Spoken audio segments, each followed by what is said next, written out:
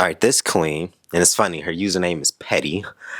I'm not blocking him. I want him to see me posting my best life without him. This is, okay.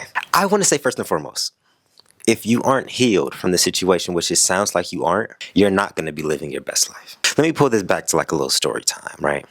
I got a really toxic relationship. I was going through it. I thought if I start making more money, if I start focusing on my business, if I start posting more achievements, this person is going to see what I'm doing, right? And they're going to start feeling some type of way. They're going to get jealous. They're going to feel, like they lost a catch or something like that. And then they're going to double back, right? That's exactly what they did. They saw me living my quote unquote best life. But since I was posting and overdoing it just so they could see that it was my best life, I was still living life for them. If you're living your best life just so they know that you're living your best life, you're not living your best life. You're living the life that they wanted you to. Subconscious, and it's kind of crazy because the more you give a fuck about what they think, the more you actually care about their eyes, their energy, the more you're not gonna get the things that you want. You wanna know what's funny? Talking about like social media and all these other type of things, right? You wanna know when my social media actually started to, burst? The moment I went back and I blocked everybody that I had an intimate connection with. That I blocked if we flirted, if we effed on each other, if I liked anything like that, I got them gone, blocked. Why? Because I was deading the season, deading the energy, deading the chapter. And crazy enough, the moment I blocked everybody.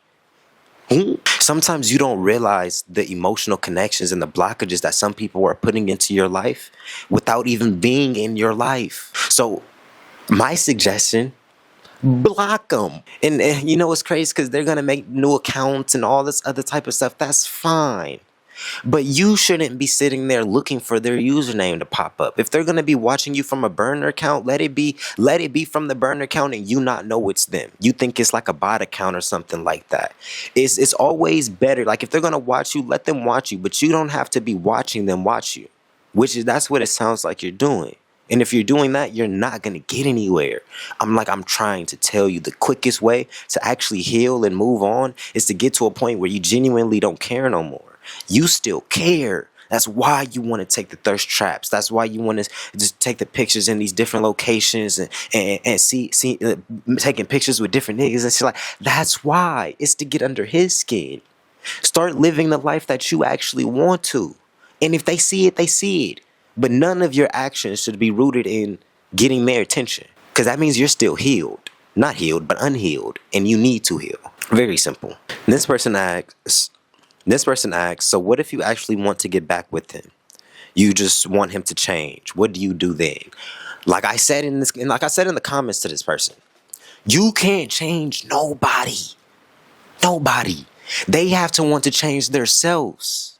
One person can't push a mountain, but two people probably can. If you and that person both got to the point where they're like, we can clearly see that something isn't right, and we love each other enough to both want to work through this, and we will make the changes that we need to. You wouldn't even be put in this situation in the first place. If you it's crazy. You'd be like, I want him to change. How about you change yourself? If you change yourself, you'll stop wanting to take control over this person. And that person's life is not your life, nor is it you have no say so. You want him to change. That's fine. You want him to change. That doesn't mean anything. Does he want to change? Because if not, then you need to figure out why you think that you have so much control or a hand over this situation instead of just aligning with something that you don't have to change. Do you want him changing you? When you don't want to be changed, do you want him looking at this dead parts of you that you want to keep and say, I don't like it, change it, knowing damn well you don't want to change it? You don't want to deal with that. You want to be yourself.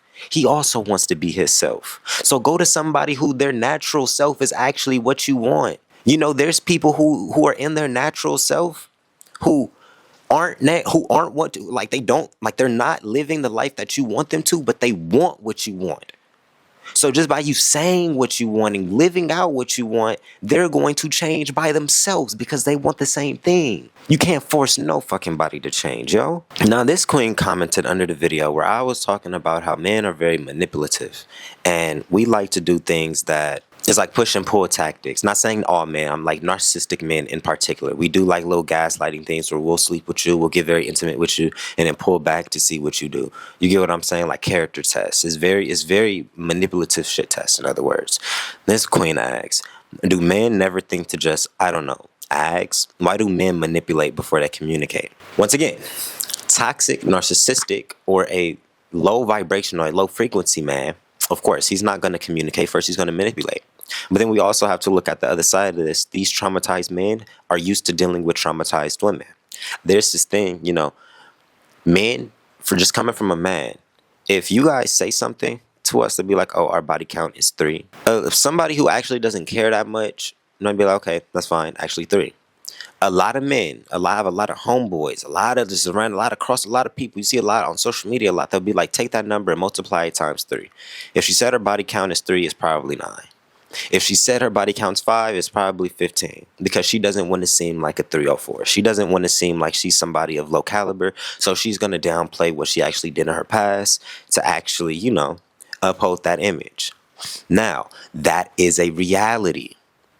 You got to remember, toxic men do manipulative and toxic shit because they're used to dealing with other toxic and manipulative women where they have to do those things in order to test their character. But if you're somebody of good integrity, if you're somebody of good energy, if you're an empath, the test that they're doing to you is for no reason, because you weren't in their life to cause havoc or chaos. You were keeping it real with them. But the men that you're choosing to interact with, they aren't used to that. They're used to the chaos. So they can genuinely like you. They're going to test you first, because every other woman before you that they've interacted with acted or showed a certain characteristic, which instilled in them that they had to do this. They had to act a certain way. So I don't think it's always coming down to why do men want to manipulate and can't communicate. It's more of how many times did men communicate, and that communication didn't get them anywhere, and they started to learn how to get what they wanted through manipulative tactics. That's actually a better question. How much bullshit did they go through until they actually got to the point where they felt like they needed to manipulate everybody? But then on the opposite side of that, we also, if you're interacting with a man who's ghosting you and pulling back after y'all get intimate, I'm almost certain he was showing signs of that type of energy lifestyle before you got intimate with them, which always pulls back to you. What got you attracted to that person? Point blank, period. If it got as deep as that, there was something that you guys held, some type of characteristic. You guys shared some type of underlying basis, and that's what you guys coexisted in, and then it got even deeper. But you got to figure out what it is that even attracted you guys to each other in the first place. If you're attracting manipulative men, there's probably a part in you that's a little bit broken or a little bit traumatized, because if you weren't, you would have been able to call a spade, and you would have went to a different man that wasn't doing that. So, when I say these type of things, when I get into like dark psychology and stuff like that on my page, not by no means am I saying I'm the one doing it or this is what all men are doing, but you need to be aware of what some men can and will do, so you have better discernment. Too many of you guys are out here getting caught up in stuff because you don't know when game is being ran on you. So don't get mad when somebody's giving you the game. I'm just informing you so it doesn't happen. The more you know, the better. Now, this question is actually it's interesting. It's from a dude. He says, how does a man come back from that? And it was the video where I was basically saying men lose good women as if they're easy to replace. First and foremost, if you can fix it, if you can patch it, then patch it. But chances are you aren't going to patch it until you patch yourself. If you lost a good woman, there was a part in you that didn't know how to handle that. Wait, am I focused? There we go. If you lost something like that, there was a part in you that didn't know how to handle that. There was a part in you that was unhealed, immature, toxic, whatever the case may be. So if you try doubling back without healing, just because you know that was a good woman, you're not going to get her back. She's probably not going to fuck with you. The same thing's going to happen, etc. If you actually want to get that good woman back, quote unquote, right? You go to ground zero. You work on your self-esteem. You figure out what it is that made you lose her in the first place. And you start to do different things. You start to align your life a little bit differently and becoming the man that you should have in order to keep that type of way. You literally, it's like cause and effect, or like you learn from your lessons. What didn't I do? What did I do? Let me scope and let me detox. So the next time that this happens, I don't I don't fumble it like that. And crazy enough, the more that you raise your energetic frequency and you raise your self-esteem, you start realizing that if you lost the good woman, chances are you weren't supposed to have her. She was just supposed to teach you a lesson. And that level of self-esteem within itself, you're going to run across another good woman. There's a good amount of good women. However, there's not a good amount of healed inner childs to attract those women. So now we're focused on the 304s, the HOEs, because in order for you to maintain or even bring that type of woman into your life, you have to actually be at the frequency to maintain it. You can't double back to that woman. Let her come to you. That's always first and foremost. If you actually are elevating, living life, doing what you need to, she's going to pick up on that because they're a lot more spiritual than we think, and she's going to double back. But even at that point, chances are it is a closed chapter. If it took you removing yourself from that person, even if it was by force and you didn't want to, and your life got better afterwards, that's still a sign. It's still a sign. So I don't think it's worth you trying to double back or anything like that. I think it's worth you sitting it out, figuring out what the fuck you actually did wrong and doing something different. Now, this girl, from the looks of it, she got kind of messy. I'm not gonna lie. She said, I messed up. I had sex with his best friend, and we just couldn't get past it. He went for his other options instead of talking it out. He was supposed to talk it out. Wait, but that's not done. We're not done. But all of his options know me, which is so weird. Because me and him been done, so why his new woman stalking me? We don't even talk no more, but he getting his karma. Baby, he getting his karma? You cheated on him. Oh, no. I need to reread. Wait, I'm just clarifying. I messed up. I had sex with his best friend, and we couldn't get past it. I don't even know what to say to this comment. But something in my spirit told me to put this in here. This is a key thing of accountability. I don't think you're seeing this for what it is. You're saying they're getting their karma, his new girls are stalking. No. You probably messed that boy up real bad. You guys know it too. Y'all be fumbling some good men sometimes. You probably messed that boy up real bad. His woman, I had it happen. I'm trying to move on. I know I don't want this person, but I'm just so distraught over them. I have no choice but to bring it up to my next person. I'm like, bro, I'm having dreams. I'm going through stuff, and that's throwing her off. She's like, well, you still care? Like, do y'all still talk to each other? And all this other type of stuff. So she may be keeping tabs on you, be like, okay, are you talking to my man? Why is this affecting him like this? Something like that. It could be because that boy is really messed up. And no wonder he doesn't want to talk through it. You slept with his best friend. His best friend. Accountability. Let that boy go. If they're gonna stalk you, let them stalk you. But don't be like he's getting his karma. Let that boy heal. That ain't right. I'm gonna move on to the next one. Baby, that ain't right. You need to take some accountability on that one and move on. Yeah, that boy apology. And I don't know. Tell his girl sorry. I don't know. It sounds like you were the problem in that one. I'm just so serious. The next one. In other words, a woman needs to have a low self-esteem for a man's love. Glad women don't need men for survival anymore. Stop giving them children and let evolution handle this. What the fuck? Oh, no.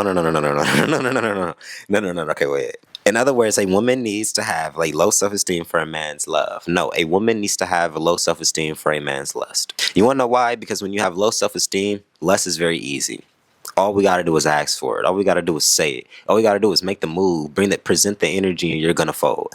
You need low self-esteem for a man's lust. For a man's love, for us to actually love you, you have to have high self-esteem, because that means that we need to respect you enough to actually view you in that light. We're not gonna view nobody who's just giving it up whenever and however to whoever in a very good light.